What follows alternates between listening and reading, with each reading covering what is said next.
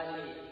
Dan yang kedua adalah pertanyaan kritis untuk mengingatkan, meminta alasan suatu pertanyaan tersebut.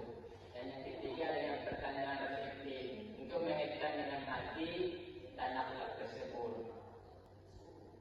Ya, dan selanjutnya yang mau bertanya, ada lagi?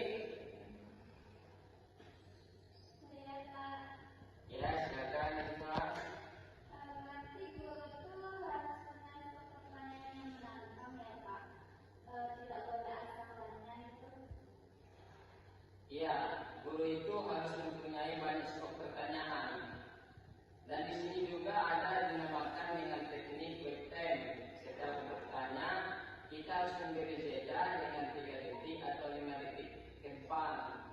Jangan langsung menunjukkan kepada seorang siswa tersebut. Berikan dulu waktu mereka berjalan untuk mencari jawabannya. Ada lagi?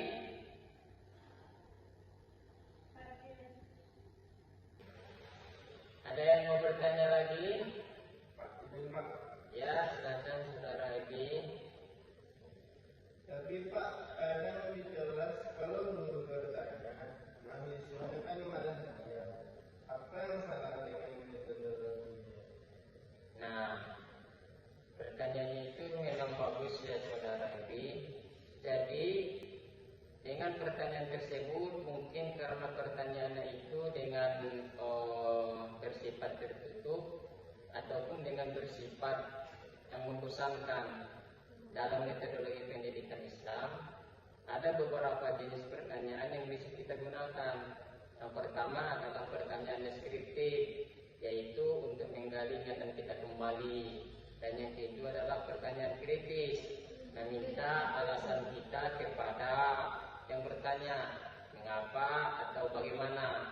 Dan yang ketiga itu ialah pertanyaan reflektif, mengaitkan dengan hati dan dengan akhlak juga. Oke, dengan murid-murid Bapak semuanya, apakah sudah paham dengan metode kita pada hari ini?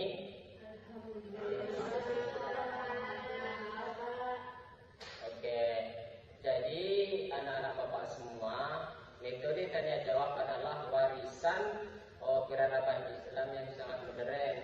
Jika kita praktikkan dengan benar, ia akan menghargai akal dan memuliakan hati kita.